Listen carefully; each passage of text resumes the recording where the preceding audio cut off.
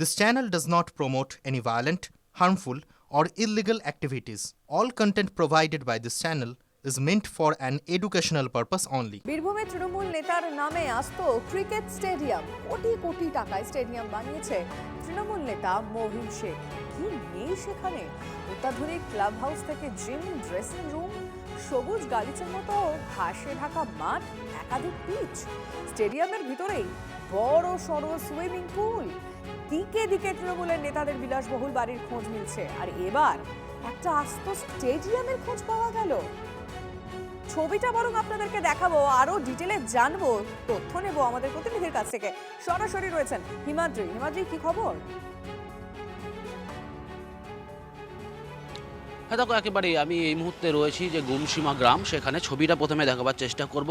এই ছবিটা দেখাবার চেষ্টা করব যে কিভাবে সাম্রাজ্য বানানো হয়েছে। যে স্টেডিয়াম, সেই স্টেডিয়াম কিন্তু বানানো হয়েছে কয়েক কোটি টাকা তার মূল্য, এবং এই স্টেডিয়ামই কিন্তু 2009 সাল থেকে বানানো হচ্ছে এমনটাই তিনি দাবি করছেন। এবং যেটা দেখা যাচ্ছে, এই যে স্টেডিয়াম, সেই স্টেডিয়ামের পাশে কিন্তু আরও 3টে বড় বড় মাঠ রয়েছে। সব মিলিয়ে কিন্তু একেবারে রাজকীয় ব্যাপার। ইন্টারন্যাশনাল মাপিক একটা স্টেডিয়াম তিনি বানাতে চেয়েছেন, খুবই ভালো উদ্যোগ। কিন্তু প্রশ্ন উঠছে, বা বিজেপি এই প্রশ্ন তুলছে যে এই যে স্টেডিয়াম বানানো হয়েছে তার যে টাকা, এই টাকা এলো কোত্থেকে, এমনটাই কিন্তু দাবি করা হচ্ছে। বিশেষ করে বিজেপির পক্ষ থেকে এই অভিযোগ তোলা হচ্ছে।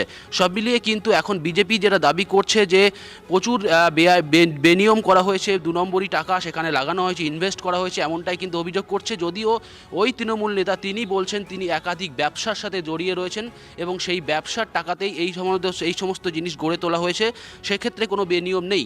সব মিলিয়ে এখন তদন্ত সাপেক্ষ বিষয়, যেমন বিজেপি দাবি করছে। না সাংসদ, না বিধায়ক, নিদেন পক্ষে কাউন্সিলরও নন, একজন সাধারণ তৃণমূল নেতা, কিসের ব্যবসা যার এত বৈভব? হ্যাঁ দেখো, একেবারে তিনি বলছেন যে তিনি একাধিক টোল প্লাজা তিনি অংশীদারিত্ব তিনি নিয়েছেন। এছাড়াও তার শপিং মল রয়েছে, দুটি শপিং মল রয়েছে, এছাড়াও আরও একাধিক তার ব্যবসা রয়েছে, এমনটাই তিনি দাবি করছেন। গতকাল আমরা যখন গিয়েছিলাম সেই স্টেডিয়ামের কাছে, তার সাথে কথা বলেছিলাম, সেই তৃণমূল নেতা, এই শাহাপুর অঞ্চলের তৃণমূল নেতা, তিনি কিন্তু এমনটাই দাবি করছেন। অর্থাৎ একদিকে কিন্তু প্রশ্ন উঠছে যে একদম ছোটোখাটো মাপের এই ধরনের তৃণমূল নেতার এত প্রতিপত্তি কিভাবে হলো, এর পেছনে কি অন্য কোনো রহস্য রয়েছে? এই প্রশ্নটাই কিন্তু বারবার কিন্তু তোলা হচ্ছে, এবং বিশেষ করে বিজেপির পক্ষ থেকে এই প্রশ্ন তোলা হচ্ছে। উদয় শঙ্কর ব্যানার্জি তিনি যেটা বলছিলেন যে 2 নম্বরই কয়লার ব্যবসার সাথে তিনি দীর্ঘদিন জড়িয়েছিলেন, এবং সেই কয়লার ব্যবসার সাথেই এমনটাই প্রতিপত্তি, এমনটাই কিন্তু তিনি বলছেন। সব মিলিয়ে কিন্তু এখন দেখার বিষয়। তিনি যেমন বললেন যে সমস্তটা তদন্ত হবে, কেউ আইনের ছাড় পাবে না। যেহেতু শুভেন্দু অধিকারী মুখ্যমন্ত্রী, তিনি বলেছেন যে কোনো রকম 2 নম্বরই করা যাবে না, জিরো টলারেন্স সেই সমস্ত ক্ষেত্রে, সেক্ষেত্রে তারা দাবি করছেন যে এই সমস্ত নেতারা। মহিম শেখের কি যুক্তি একটু শুনি। এটা অ্যাকচুয়ালি আমরা তৈরি করতে লেগেছি 2009 সাল থেকে একটা ছোট্ট পড়ানো একটা মানে মাঠের মতো ছিল। তারপরে আমরা এই পাশে যে জমি জায়গাগুলো ছিল সেখান থেকে মাটি ভরাট করে আস্তে আস্তে এই এত বড় একটা স্টেডিয়ামের রূপ নেয়। মোটামুটি 14-15 সালে এটা মোটামুটি স্টেডিয়ামের রূপ নেয়। কিছুটা জমি আমাদের আগে থেকে ছিল, আমার দাদাদের বাবার, আর বাকি জমিগুলো আমরা সব আস্তে আস্তে কিনেছি অনেকজনের কাছ থেকে, কেউ দানও করেছে। আমাকে উপনির্বাচনে 15 সালে দাঁড় করায়, এবং পঞ্চায়েত সমিতিতে। তারপরে আমি ওই প্রতিনিধি হিসেবেই ছিলাম।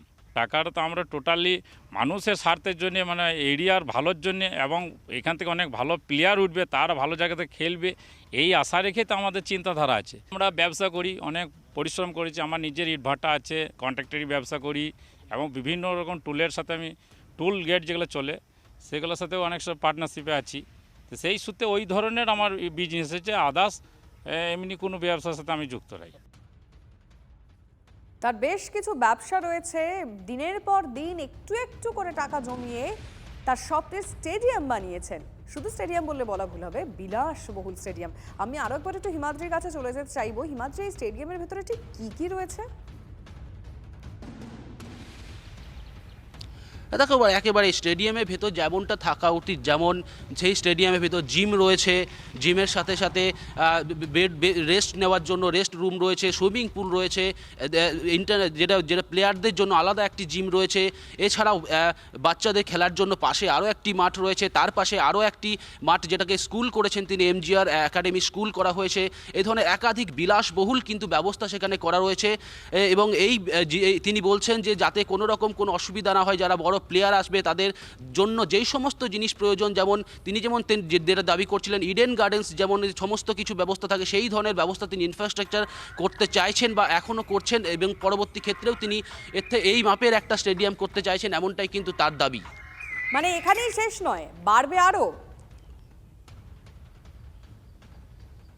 একেবারেই তিনি বলছেন যে আরও বড় করে তিনি আরও বড় মাপের, অর্থাৎ ইডেন গার্ডেন্সে যেই ধরনের সুবিধা থাকে সেই ধরনের একটা মাপিক একটা স্টেডিয়াম তিনি করতে চলেছেন বা করবেন পরবর্তী ক্ষেত্রে। এটাই কিন্তু মহিম শেখ তিনি বারবার দাবি করছেন যে যেই সমস্ত ফ্যাসিলিটি এখন রয়েছে, যেমন gym, swimming pool, rest room, এছাড়াও একাধিক যে 30 থেকে 35টা প্লেয়ার যাতে একসাথে এখানে রাত্রিবাস করতে পারে তার জন্য যে হোটেলের মতো ব্যবস্থা, সেই ব্যবস্থা করা হয়েছে। পরবর্তী ক্ষেত্রে সেগুলিকে আরও আপডেট করার তার ভাবনা চিন্তা রয়েছে। অর্থাৎ যেই প্রশ্ন বারবার উঠছে যে এর জন্য যে পয়সা বা যে টাকা দরকার সেই সোর্স কোথা থেকে, যদিও তিনি দাবি করছেন তার একাধিক ব্যবসা রয়েছে, সেই ব্যবসার মারফত তিনি সেই টাকা দিচ্ছেন। আমি ছবিটা আরও একবার চেষ্টা করব। যেই স্টেডিয়াম দেখা যাচ্ছে সেই স্টেডিয়াম কিন্তু একেবারেই দেখতে পাচ্ছ যে যেই বড় যে সমস্ত স্টেডিয়ামে যেই ধরনের লাইট, ইনফ্রাস্ট্রাকচার সমস্ত কিছু কিন্তু এখানে রয়েছে। এছাড়াও যে বড় বিল্ডিংগুলো দেখা যাচ্ছে সেইগুলি কিন্তু একেবারে স্টেডিয়াম। নজর থাকবে আমাদের। বীরভূমের তৃণমূল নেতার নামে আস্ত একটা ক্রিকেট স্টেডিয়াম, ছবিটা একটু ভালো করে আপনাদের দেখাতে চাইবো। আমাদের প্রতিনিধি হিমাদ্রি দেখাচ্ছিল এবং বেশ কিছু তথ্য হিমাদ্রি রাখলো। কোটি কোটি টাকা স্টেডিয়াম বানিয়েছেন তৃণমূল নেতা মহিম শেখ, তার বক্তব্য আপনাদেরকে শুনিয়েছি। কিন্তু এই স্টেডিয়ামে কি নেই? অত্যাধুনিক ক্লাব হাউস থেকে জিম, ড্রেসিং রুম, সবুজ গালিচার মতো ঘাসে ঢাকা মাঠ, একাধিক পিচ। স্টেডিয়ামের ভিতরে রয়েছে বড় সড়ো একটা সুইমিং পুল। দিকে দিকে তৃণমূল নেতাদের বিলাসবহুল বাড়ির খোঁজ মিলছে। একটার পর একটা খোঁজ নিয়েছে টিভি9 বাংলার, সেই ছবিগুলো আপনাদের সামনে আমরা তুলে ধরেছি। আর এবার একটা আস্ত স্টেডিয়াম।